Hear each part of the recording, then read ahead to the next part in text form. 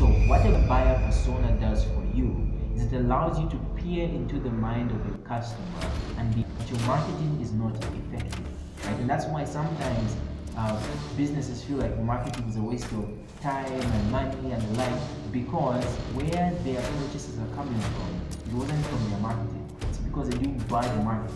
On their social media pages, they're not jacked people shirtless and showing off in meat and in mirror.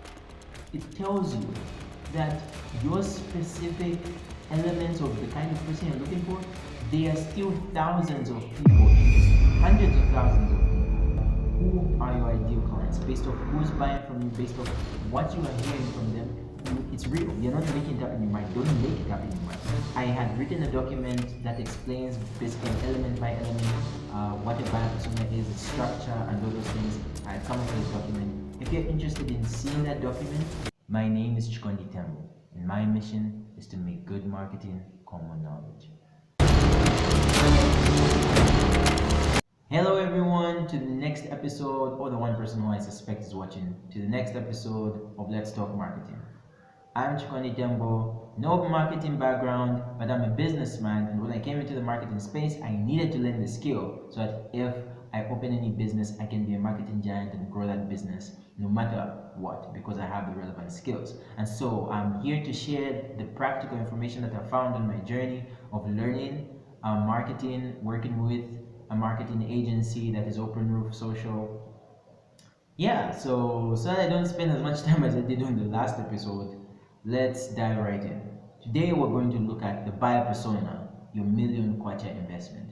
The reason why I called it your million kwacha investment, because it literally dictates how much money your company is going to bring in. It's what brings your customers to your doorstep.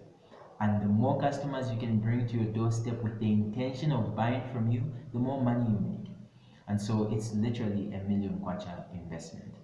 In the previous episode, we spoke about how marketing evolved from being something that was just awareness building and promotional into something more psychological, and marketers needed to adjust their way of thinking so that they can be able to see into the minds of the clients and the customers and be able to win them over from that perspective.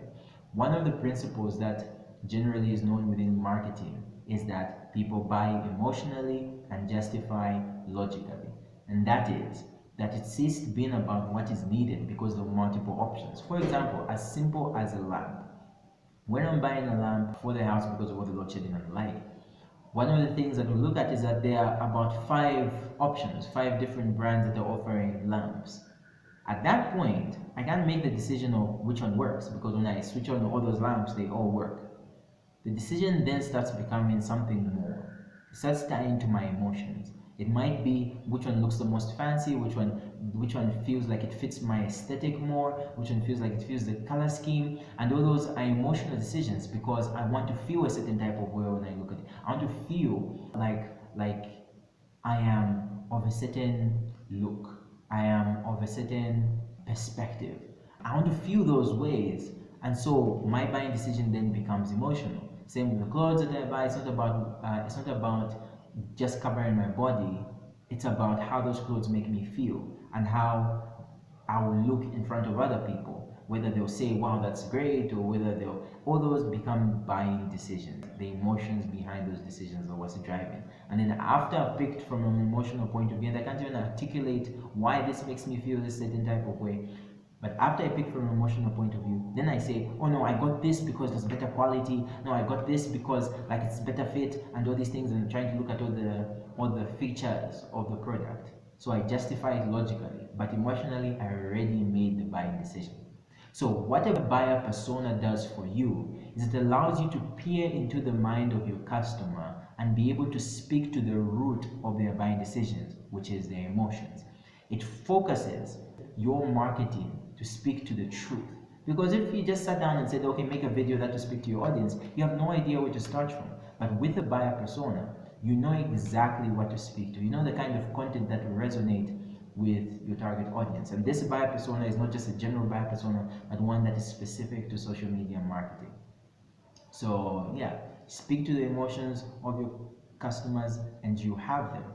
And so one of the first things that, just to dismiss this wrong way of marketing, is what I titled the disaster of selling to everyone. And so sometimes you hear business owners, and you might even be of the same mind when you're asked, who is your target audience? And you just say, women. Like, for example, for a clothing brand, who are you trying to sell to? Women.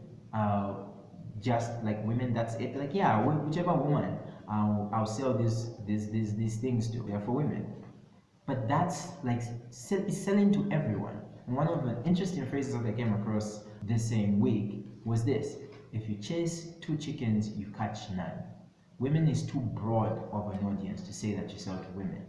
You're speaking to too broad of an audience that you won't even get any one of them. And so in that case, you're trying to sell to everyone. Worse off, some people are like, whoever will buy, there are 8 million people in Zambia, I can sell this to 8 million people.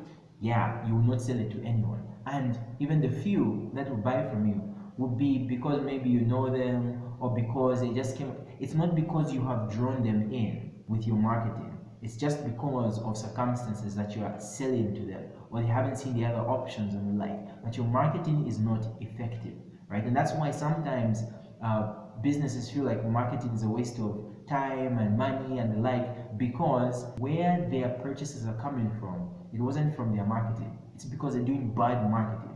And so with a buyer persona, it allows you to be specific. Now, these are some of the reasons why selling to everyone is a complete disaster. One, people are unique. They have different needs, different problems, different pain points, they need different solutions, they have different interests. And while with the idea of like-mindedness, they can categorize themselves in smaller communities from the rest, you would speak to those smaller communities with the same interests and with the same pain points, with the same problems, with the same need for solutions and the like.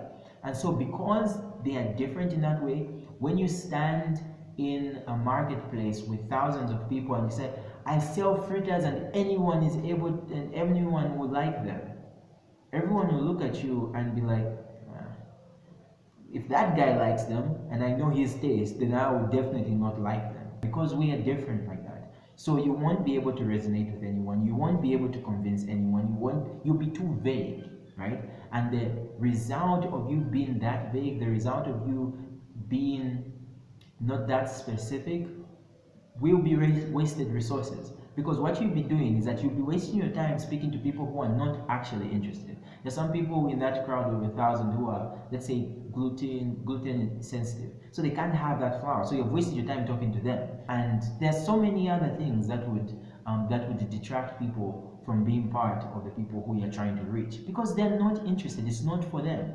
They don't even have that problem and the like. So as a result, you end up wasting your resources on people who are not actually interested instead of focusing on the ones who are actually interested.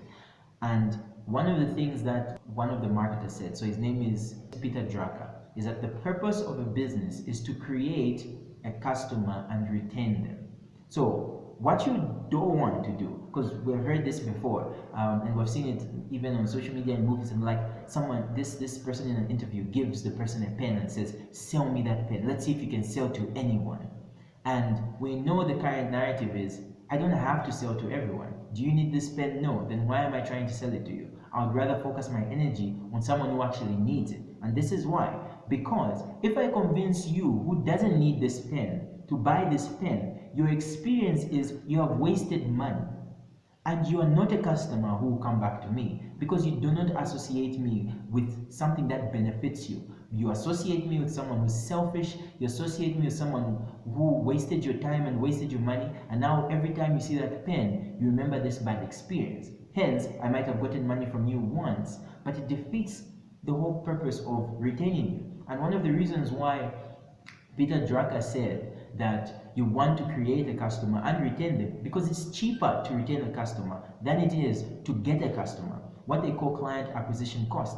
It's more expensive to get a new client on board. There's so much more resources that you have to spend and time to convince them to come on board than it is to retain the audience that you actually have. And so you want to make sales to people who will be interested and people who want to stay with your brand because you are offering them the solution that they actually want, right? So that's why you do not want to waste your time with people who are not interested.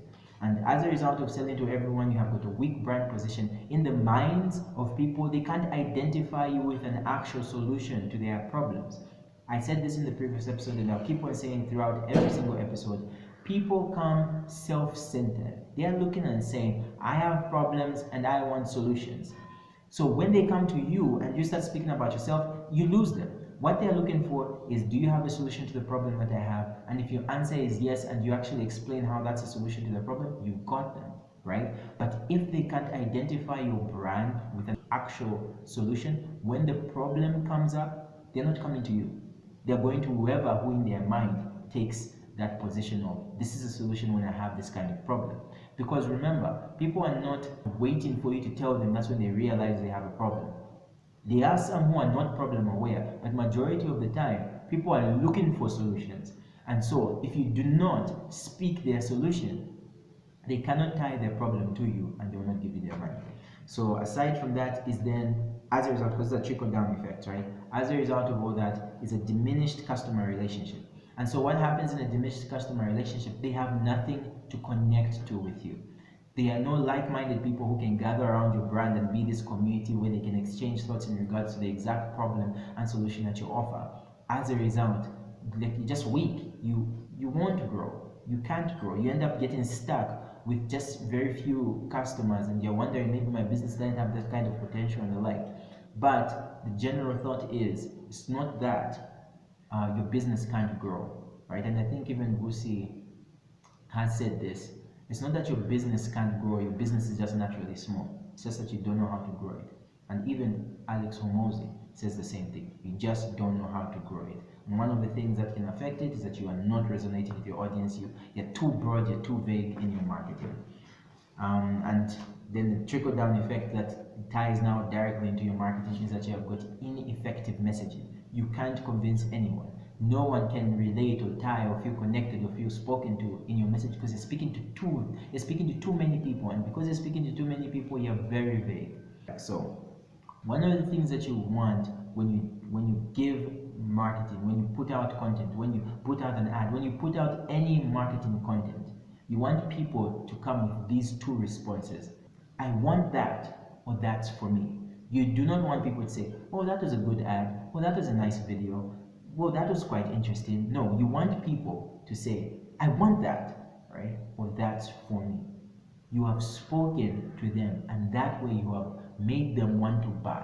Because remember, your job as a business is not to entertain. Your job as a business is not to just have stuff out there on social media. Your job as a business is to connect to your audience so they actually buy from you. So you want the content that will actually have them respond in that way.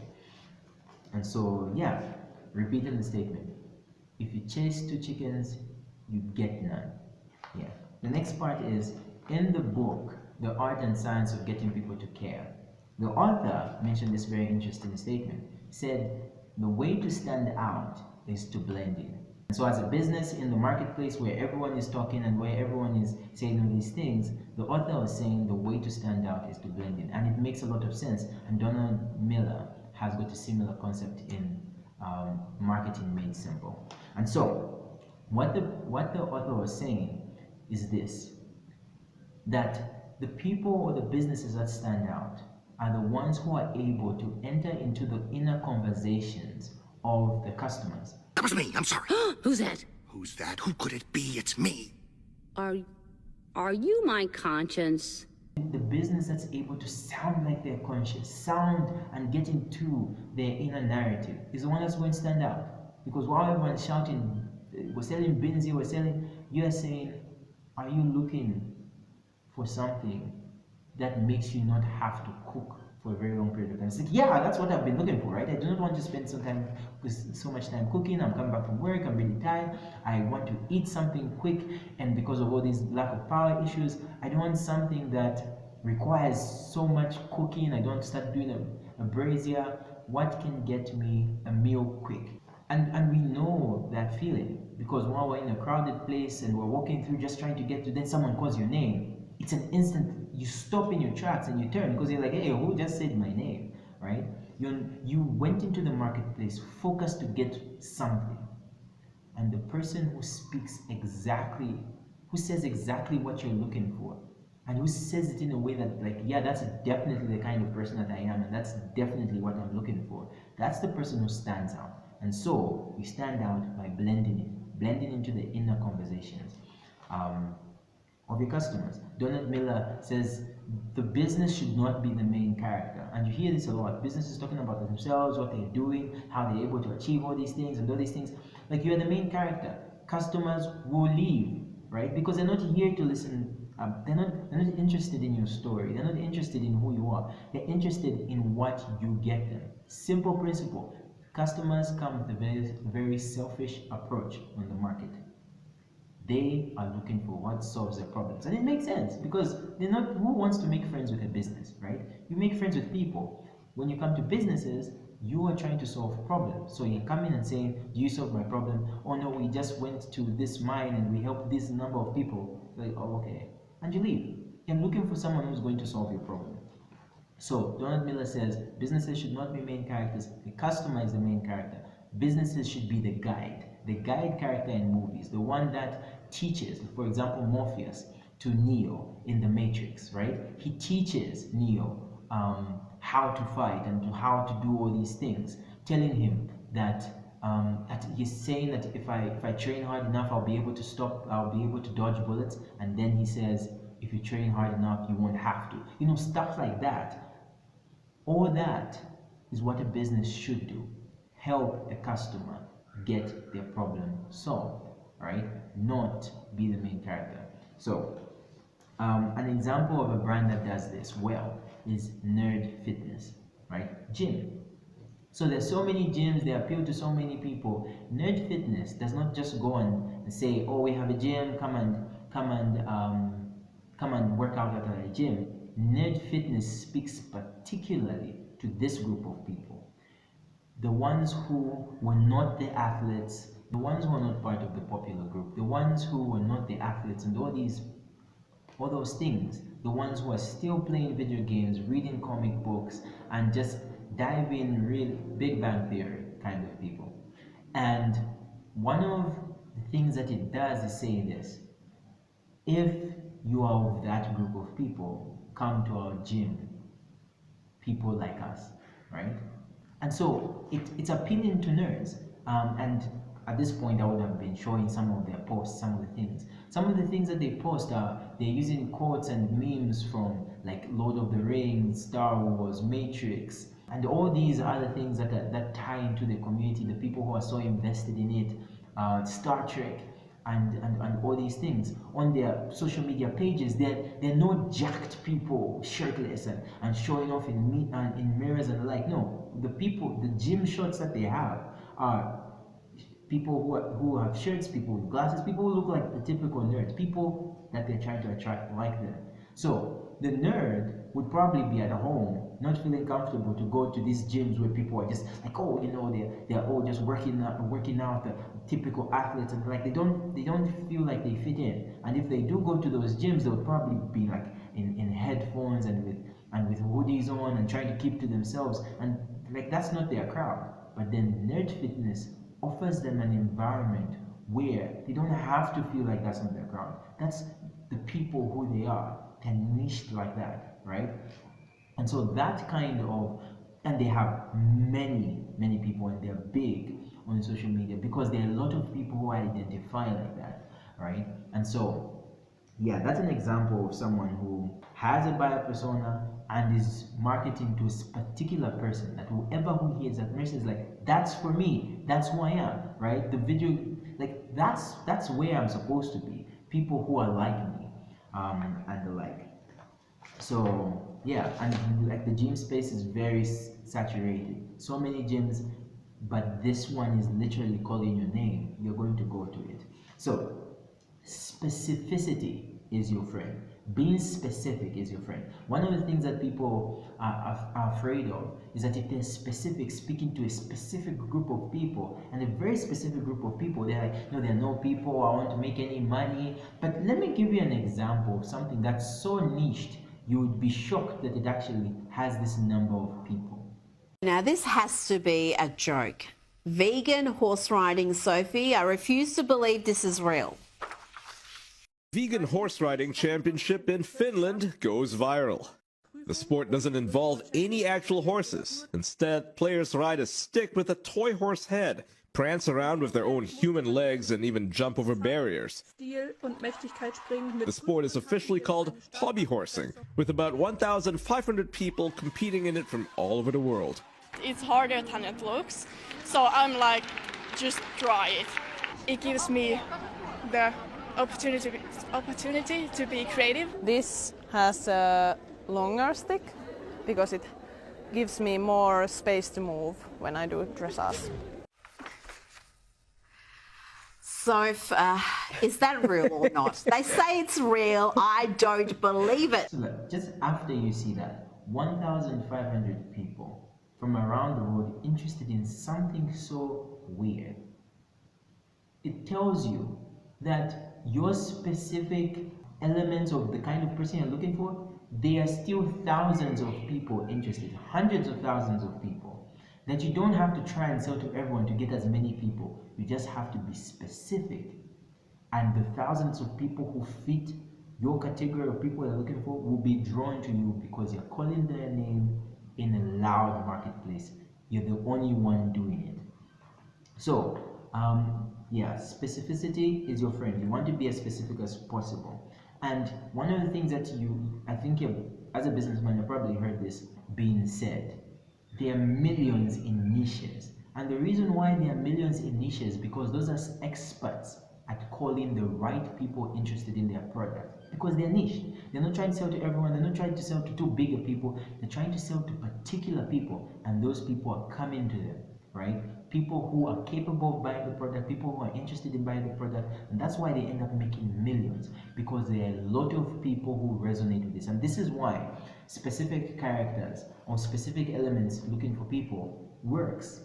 When you're watching a movie, let's say for example you're watching Infinity War, what makes you resonate with either Thanos' pain or Thanos' mission and say that kind of makes sense? Is it because you're an alien, you're a mad titan, right? Is it because you have a daughter Gamora? Like, none of that, none of the specifics of who Thanos is what you resonate with. Let's say for example Thor. Why do you resonate with him so much in Infinity War, with all that he's lost, with all when he's saying things like, and what if you're wrong? Well, if I'm wrong, what else is there to lose? What makes you resonate with that? It's not because you are a god who's coming from Asgard, yeah.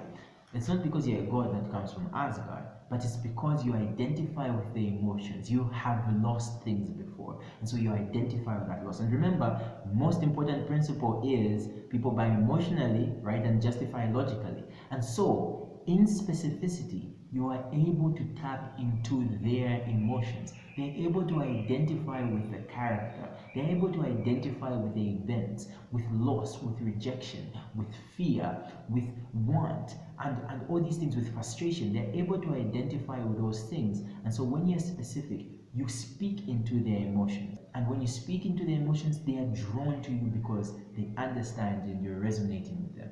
If you're able to identify with those specific emotions because those circumstances really show how those emotions are real, you're able to get them to buy from you by tapping into their emotions. And one of the brands that uses that also is Nike, right? One of the big brands. One of the things that it does is that it uses specific athletes and champions and victors and all these people who are telling you their journey and telling you their experiences and telling you all these things. It's not like you are an athlete who has won all these medals and all these prizes. The reason why you identify with them because you identify with striving to a goal. You identify with succeeding at something. You identify with the determination and the ambition of trying to be the best, trying to do great things. You identify with those things, and because you're associating those emotions to your brand, you want to be part of their brand. You want to identify with their brand because those emotions really speak to you. And so these individuals, you're not Michael Jordan, you're not any of these people, but they show you specific emotions that you identify with, and you're able to tie into those, and that's why you're able to buy from them. And that's what you want to do with your customers. You want to tie and you want to speak to specific emotions, and you get their money. So I've taken a long period of time. Let's dive into the format of a buyer persona. So there are about 1, 2, 3, 4, 5, 6 elements of a buyer persona. So there's 1, the demographics, 2, the psychographics, 3, the social media, because this is social media, so social media behavior, 4, social media goals, and 5, marketing messaging for social media. So in the demographics, you want to ground this person, because a buyer persona is a fictional character, right? A fictional character formed from market research. You go out and find out who are your ideal clients based off who's buying from you, based off what you are hearing from them.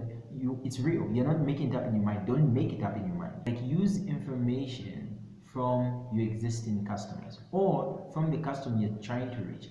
Do research, ask them questions if you can, check their accounts, like learn who they are, and then come up with a fictional character who fits within that demographic. So you come up with a title that summarizes who your ideal customer is, and so then you come up with demographics. In demographics, it's their age, their gender, their location, their education, their occupation, their income, their marital status, and their family. These are important elements to know, because 1, grounds your character, but 2, it gives you the external elements around who your customer is. What surrounds them? Where are they in life? What are the external elements that surround their life, right? And so next is psychographics, right? The psychographics, this moves away from the external, because that's the demographics, and moves into the internal, right? The internal, their mind, their emotions, what's going on in their mind, where are they, how they feel about things, what motivates them, and the like.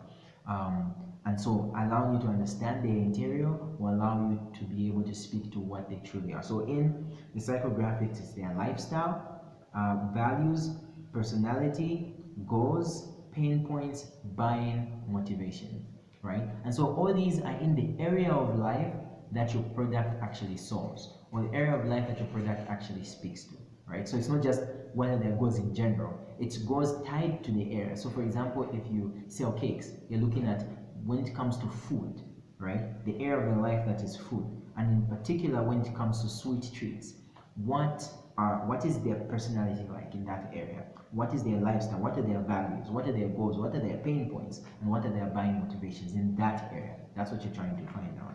The next one is social media behavior, right? In social media behavior, you're looking at their preferred platforms, right? So because it's specific to social media, you need to understand how they use social media, what they're doing on social media. So you look at in social media behavior, their preferred platforms, their content preferences, their engagement style, time spent on social media, influencer following or brand following. So you want to know also in particular, it's tied to your product and that industry, right? How they relate to it. You want to know what they're doing on social media, where they are, what platform are they on, because that's the platform you want to be on. And the content preferences. So you are going to make your content the kind of content that they are already watching, right? Engagement style. Are they passive? Are they active engagers? Like, what kind of engage? Do they like a lot? Do they share a lot? All those things will speak into that. Yeah. So the next element is social media goals. So what are they trying to look for? What are they trying to get out of social media when they go on it? Because people don't just go on social media, they're trying to get something out of it. After they're done using social media, there's something that they've gotten out of it. So some of the things that they could be looking for is a professional presence. So that could be them using their social media as a platform to either market themselves or show who they are. That's LinkedIn, and sometimes on Instagram and Facebook and the like. So they're looking for a professional presence, they're looking for fashion inspiration, they're looking for education in terms of recipes or in terms of particular places. Like for example, me, I'm looking at marketing videos and business videos, and like I'm looking for that from successful people. I'm learning from it. That's what I'm looking for. They're trying to connect, so they either be connecting to brands, they're trying to connect to influencers, they're trying to connect to people on social media. They're looking for satisfaction.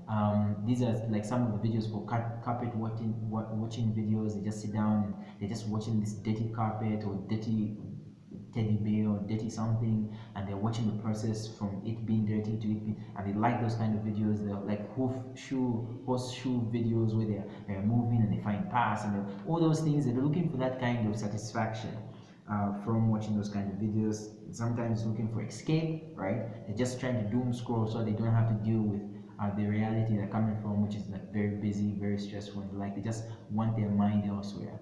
And like, so there are many things that they could be looking at from social media. But in particular, remember, it's about the industry that you're in. What are they looking for in social media within that industry? And like, not just generally, but also it helps if you know the general, because then you know you can tailor you can tailor your content to what they're already watching on social media. So that's helping. The last one is marketing messaging for social media. So how you are going to frame what you're going to say on social media to actually reach them and make sure it's impactful. So in this, there's the key message. So like, what is your consistent key message in social media? The tone of your voice. So in what language, what way are you actually speaking to them? What words are you actually using? Visual identity. So this is, we know what visual identity is. Your core message. So this is largely your brand, your associations. What exactly are you trying to instill in the hearts and the minds of your audience based off your brand? Your value proposition. What exactly are you offering to them in terms of value, and your call to action? And so you really need to have a call to action, because you don't want just them to watch your content and do nothing about it. You want them to know exactly what to do because they're enjoying your content and they like. Yeah, so that's the general format of a buyer persona. I was supposed to have gone into giving an example of a spice shop, right? So an exotic spice shop, well, practically a business that I was like, okay, let me make up a business, let me come up with a buyer persona. What and how would I make that buyer persona? But this has already taken far longer than I was hoping it to, and so we'll have to do that in the next episode. And so if you are interested I had written a document that explains basically element by element what a buyer persona is, its structure, and all those things. I had come up with a document. If you're interested in seeing that document, go to my Instagram, so Chikondi Tembo, follow me and DM me saying I would like the buyer persona. Say you want the buyer persona and give me your email address. I'll be able to get your email address and send it to you, the buyer persona. That's if you're interested in it.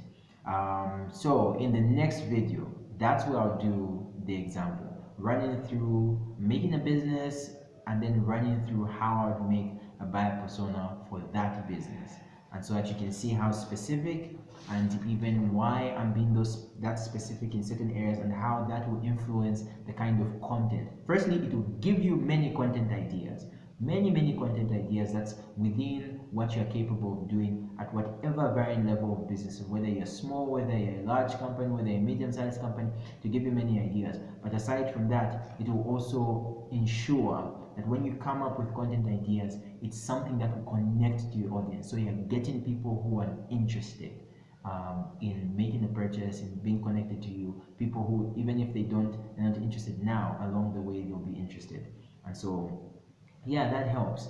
Hopefully this was valuable. If you don't think it was valuable enough, comment saying go deeper, right? And so that means that, okay, I was a little too shallow and I need to do far more research to offer far more value to you as a consumer, so that I don't waste your time and you don't feel like you're doing me a favor by watching this, but this is something that's actually beneficial for you.